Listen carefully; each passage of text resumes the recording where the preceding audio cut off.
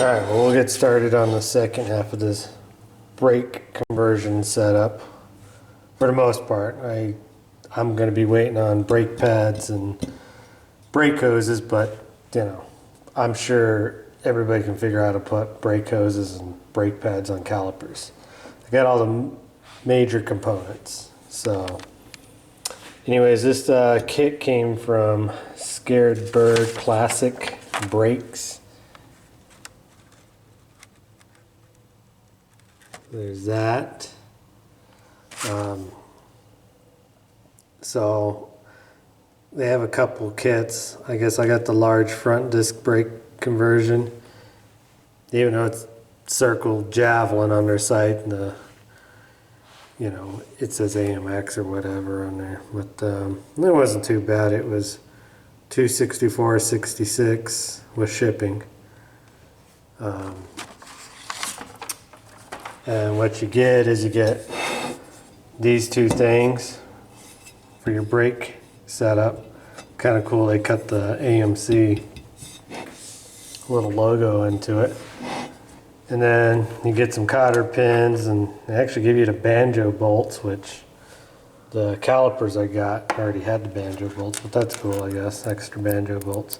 A couple of cotter key pins, a sleeve, wheel seals, the bearings for both sides, and two dust caps, grease caps, whatever you want to call them, and then a couple brake hose holders.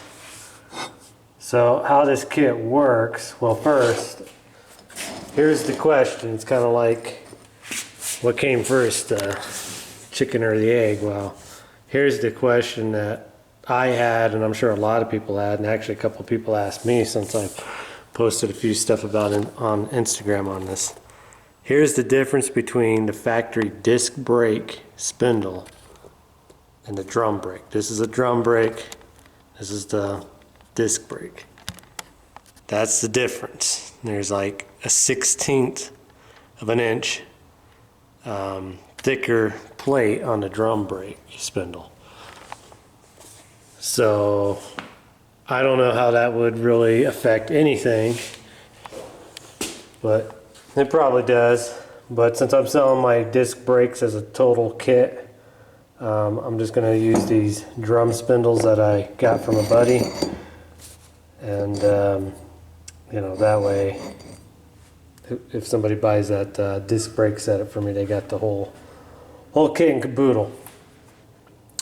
So I kind of already put the one side on to figure out how all this goes.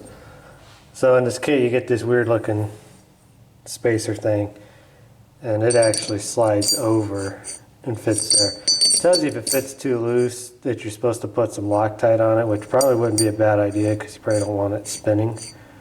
So it says red Loctite, so I'm probably going to Loctite that on there. You put that thing on there,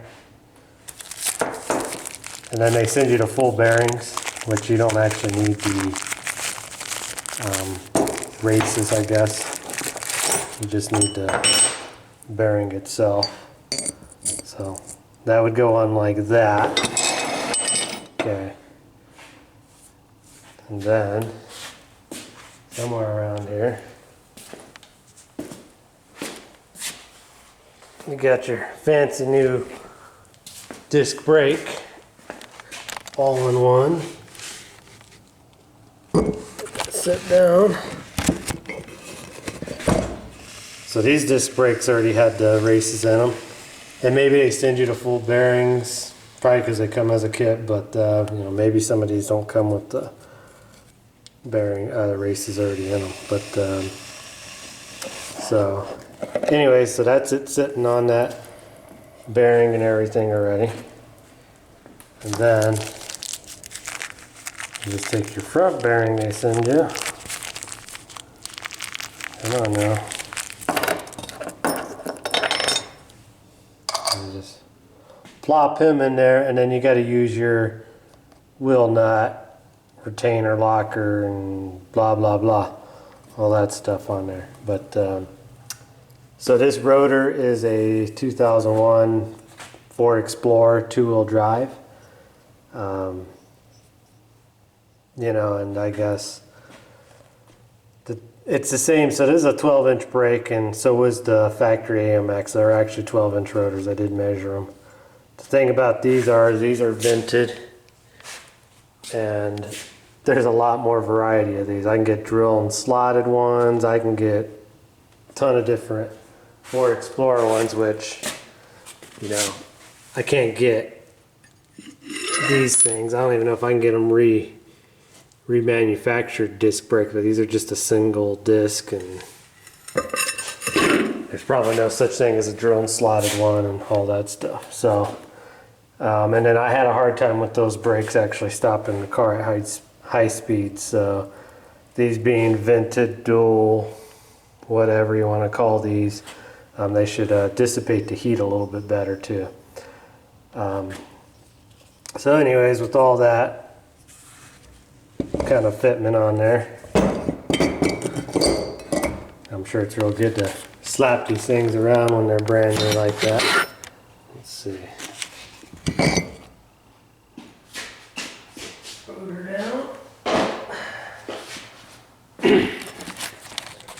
Okay, so you got your spindle that goes on the car.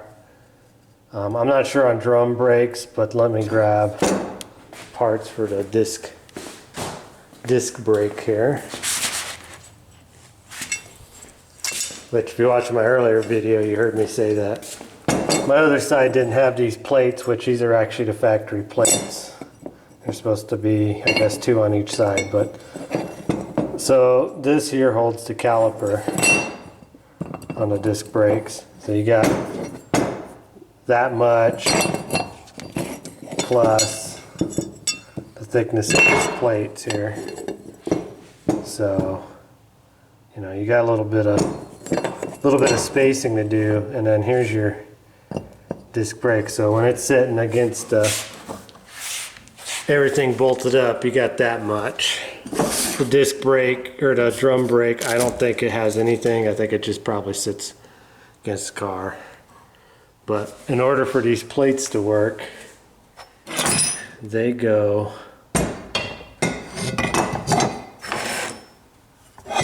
on top of this, and then they have to be spaced away from everything anyway, so they can clear the turning stop and you know, all that stuff. So, you know, basically if you took this plate and you set it on top of this contraption with all this stuff on there, then it'll actually clear everything because it's got enough space. So what I have done, I strategically went,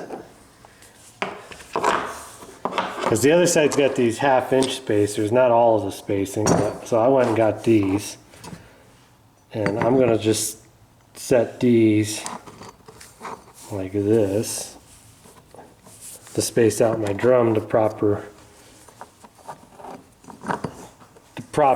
amount away, and then I went and bought new hardware to bolt them on. So if you look at them, they're basically the same height.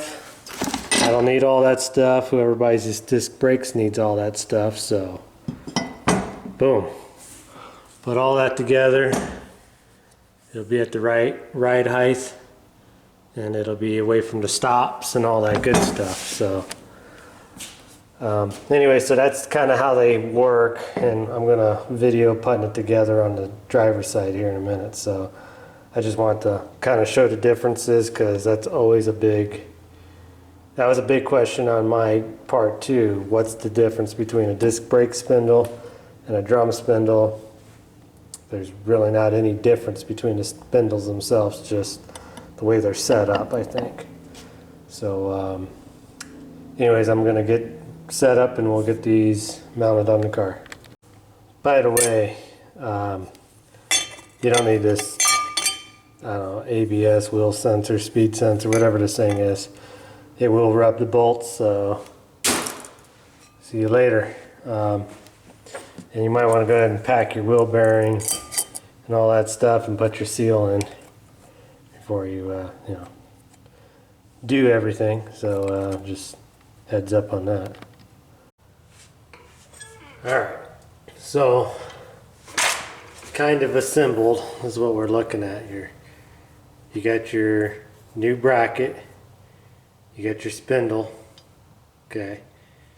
You got your new bolts, which you have 2 short ones and 2 long ones, and then I got the necessary spacers I need.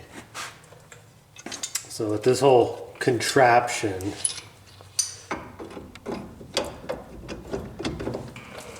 it'll take a little bit of wiggling and finagling. It'll go on like that, and then you have to put your steering stop thing, which a lot of people apparently have had problems with this, which is a feller that contacted me on Instagram about these brakes when I was kind of first mentioning on there I was getting them, and he gave me a link to his Facebook, or not Facebook, to a club he's a part of, and he did a review on this setup, and it's a pretty good little page. He's got pictures and stuff on there, and he ran into a few different obstacles that I haven't really ran into, but I will leave the link to his writing in the description box. So it is something to check out. You can just click on it. He's got, like I said, a few pictures, and he's had a few other issues, and he also talks about you can run these brackets opposite, so you can have your calipers up front or in the rear. He's got his up front, and that's traditionally how these factory disc brakes were. Calipers were here in the front instead of the rear, but these are working out pretty good for me on the rear, so I'm just going to leave them like that. And if I sneak you in there, this is what everybody's having problems with. So without enough spacing, when you bolt everything together, you won't have enough room. This will hit, and then some people are notching this out and stuff, I guess, but I'm not going to do that because I don't feel like it. So alright, anyway, so we got that on. The next thing to do would tighten this all up, get this all snug and tight, and then we'll throw the rotor on. So I'm going to get my new nuts and washers, and I'll get this thing all tightened up. Alright, well, I don't have any red Loctite. Imagine that. So I'm going to put a liberal amount of blue Loctite on there to hold. Oh, and that's how I already got the wheel seal in. That's that machine thing and all that good stuff. Alright, so that's on.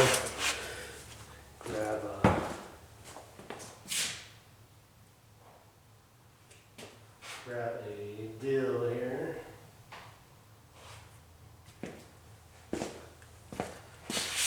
I gotta pack my front bearing real quick.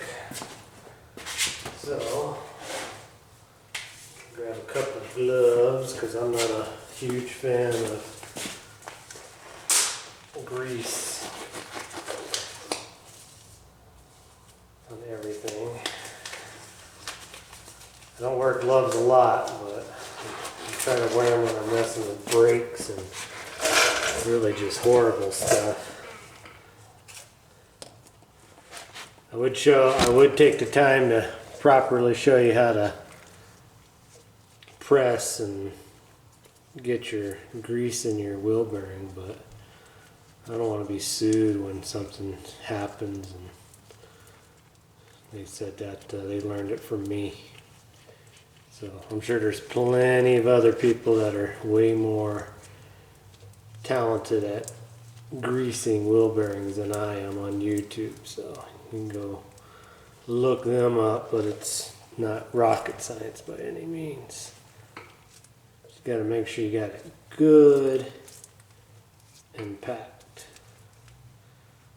because you don't want to have a bearing that isn't good and packed. There's a little grease up in here, and then I put some pretty liberal amounts of grease in the hub already, on the back side of the big one, so I'm not too worried about that. And this is just some generic high temperature grease to grease your life up here. Right. Anyways, if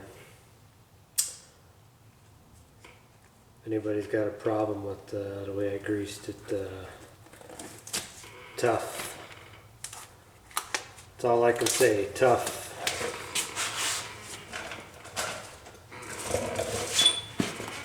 Okay, so we got that.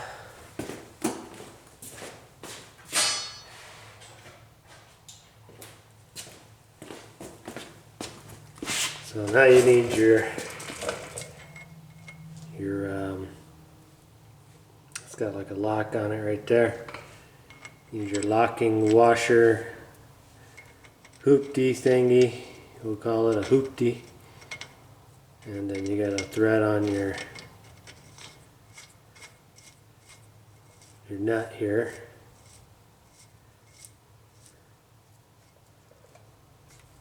And then you got to set your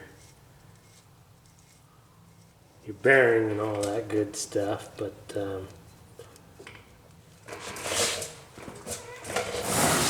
know, there's different ways of doing that too. So same thing.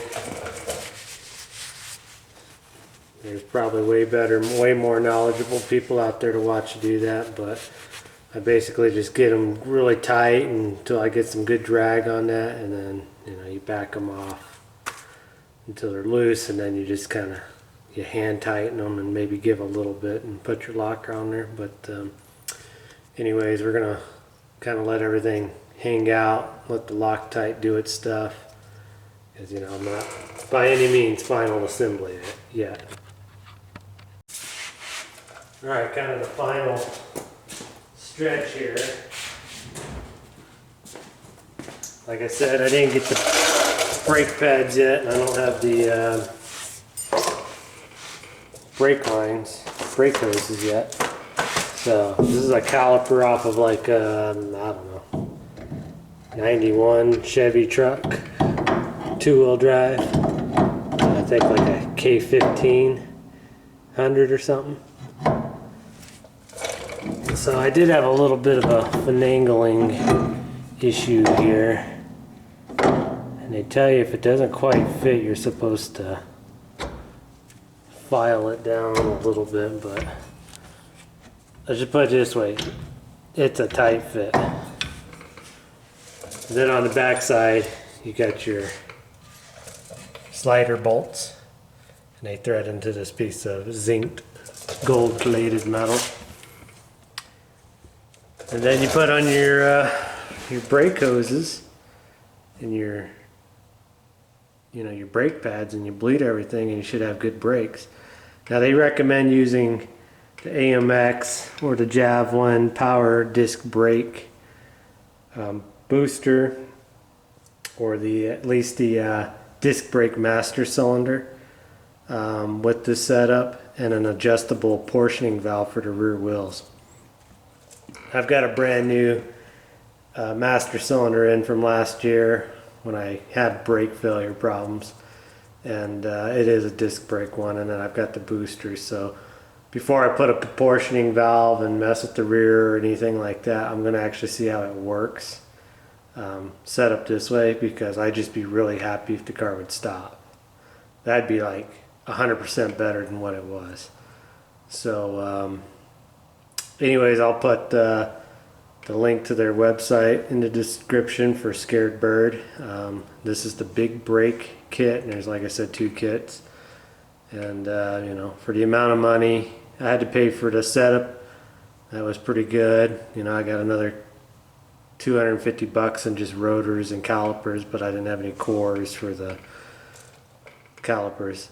The only thing I could tell you is I ordered all the calipers and rotors a week ago when I ordered this brake kit. Maybe you're lucky in your town, you can just walk into a part store and get them, but I went to AutoZone, all 3 O'Reillys, the 2 CarQuests, and the Napas all over Bozeman.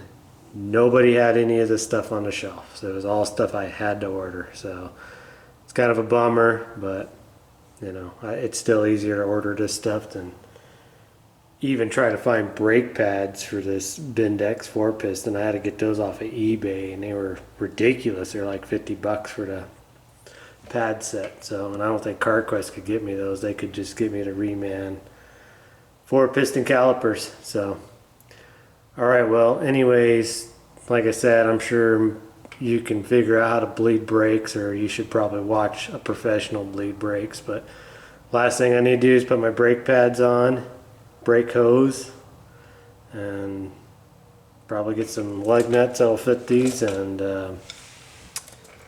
we'll be ready to roll. Yeah, my 9/16 aren't going to work anymore. Bummer. But that's okay. I'm going to have to probably lengthen my studs and everything else. So, all right. Well, until next time, hope you enjoyed this, and I hope this is a good video on this scared bird. I didn't really see too much information on this stuff, so hopefully this will help out you, the AMC enthusiast. And we'll see you in the next video. Thanks.